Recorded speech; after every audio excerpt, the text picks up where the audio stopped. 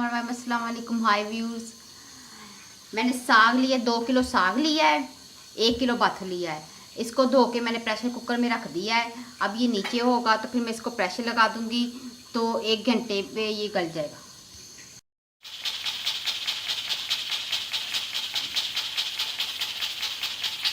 अल्हम्दुलिल्लाह मेरा साग गल गया है और ये इसको घोटना कहते हैं। ये फिर मैं आटा डाल के इसको घोल लूँगी अच्छी तरह। 2 मुट्ठी भर के आटा डालूंगी, ये इसके साथ में घोट लूँगी।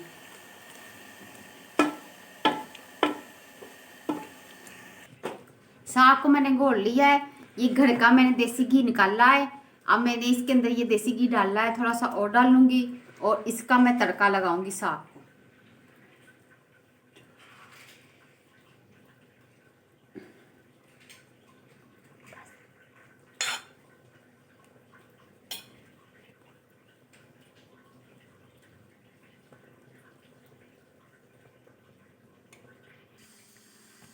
वो साग को तड़का लगाने के लिए मैंने अदरक लहसुन का पेस्ट बना लिया है, बराबर कूट लिया है और इसको देसी घी मेरा ये गर्म हो चुका है। अब मैं इसके अंदर डाल दूंगी इसको।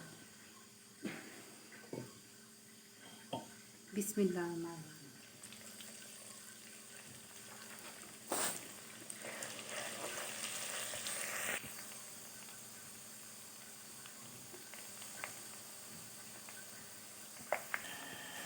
अब मेरा लहसुन अदरक ब्राउन हो चुका है। ये मैंने सब्ज़ मिर्च है, इसके अंदर नमक डाल के तो इसको मैंने कूट लिया था, तो ये इसके अंदर शामिल कर दूंगी।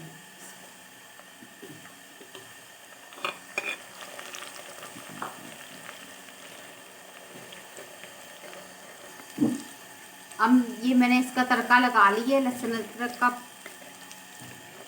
और इसको अच्छी तरह मैंने मिक्स कर लिया है। और अब मैं देसी घी का तड़का लगा दिया, माशाल्लाह ज़बरदस्त खुशबू इसकी आ रही है। और ये जो मैं साग है सारा इसके अंदर शामिल कर दूंगी। बिस्मिल्लाहिर्रहमानिर्रहीम।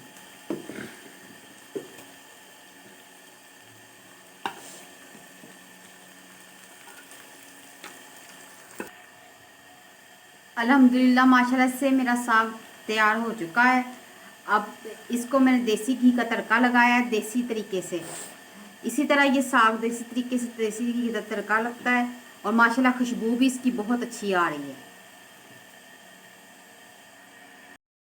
अल्हम्दुलिल्लाह माशाल्लाह से मेरा साग और मकई की रोटी साग तैयार है। बच्चे माशाल्लाह बड़े शौक से खा रहे हैं, सबको पसंद आया, मेरे हस्बैंड को भी। और इसी तरह मकई की रोटी इस तरह मैंने बनाई है जैसे दादी नानी माँ पकाती होती थी। तो माशाल्लाह बड़ा टेस्टी और लज्जतदार साग बना है मेरा। और सर्दियों की ये सौगात है। अपना आप घर में ज़रूर ट्राई कीजिएगा। अपना, अपने बच्चों का, अपने हस्बैंड का, बुज़ुर्गों का ख्याल रख के मुझे दुआओं में याद कीजिएगा और मेरे चैनल को लाइक कीजिएगा। अल्लाह हाफिज़।